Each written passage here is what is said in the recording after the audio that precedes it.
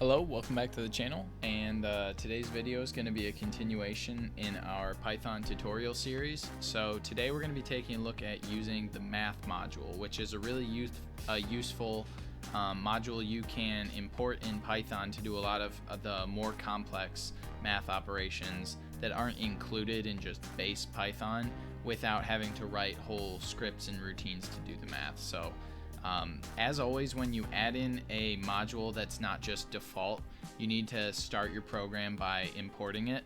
So import module, import math right at the top, and then it's grayed out until you're using it. So we'll just get right into some of the things it can do. Hopefully you're familiar enough with Python and the different integrated development environments, like this is PyCharm that you're looking at, to know that you type the name of the module and then dot or parentheses, and it kind of prompts you for what you can do. So if you're ever unsure if something exists or not, you can do type the name of the module in and then dot, and typically the normal things that are just associated with it are there if you forget. But I'll just highlight some of the most common and valuable ones here. So like one of the most useful ones I use all the time is the sqrt function. That's square root, and it basically takes the square root of whatever you put inside the parentheses. So if I want to see the square root of 25, boom, right there, it gives you 5. It doesn't have to be an integer. It can be, square root of 21. It'll tell you 4.58, whatever. That's a nice one. This sqrt function is super common and comes in handy all the time. It's a lot easier than writing your own code. Anytime you need to do something with trigonometry, all the trigonometric functions are in there. So sine, tangent, cosine, even arcsin, which is a sine, or arc, cosine, arctangent, they're all in there.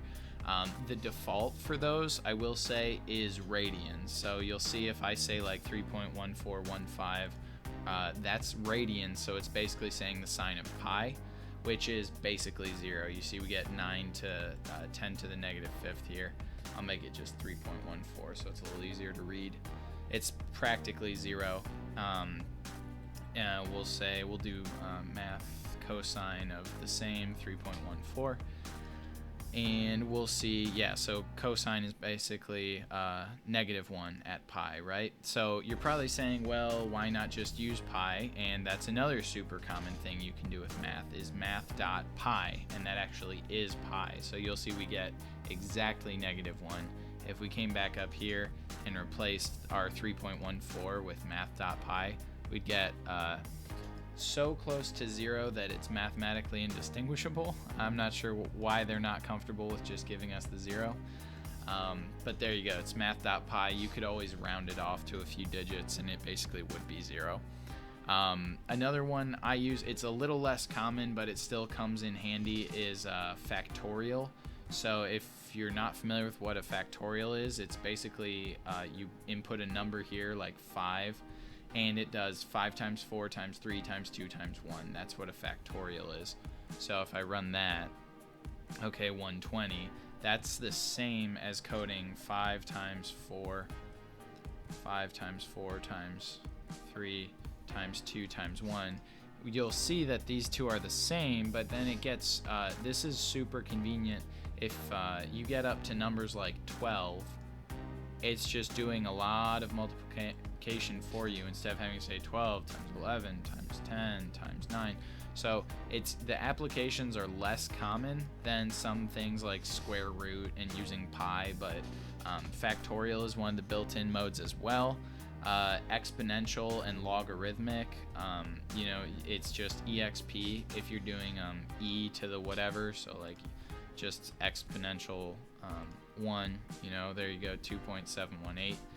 You can do the same with math.log of whatever. You give it x and then you also give it the base. So you can say like log of 5 base 2. You math junkies can check me on your graphing calculators if you want.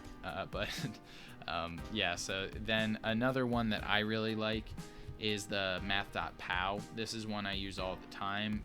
You definitely could throw together a little power loop, but what you can say in this is you say 4 to the power of 7. You give it the number you want and then what power you want it raised to. So like 4 to the power of 2 is just going to be 16. 4 to the power of 4, you know, gets up to 256. Or you could say, okay, well, 8 to the power of 4.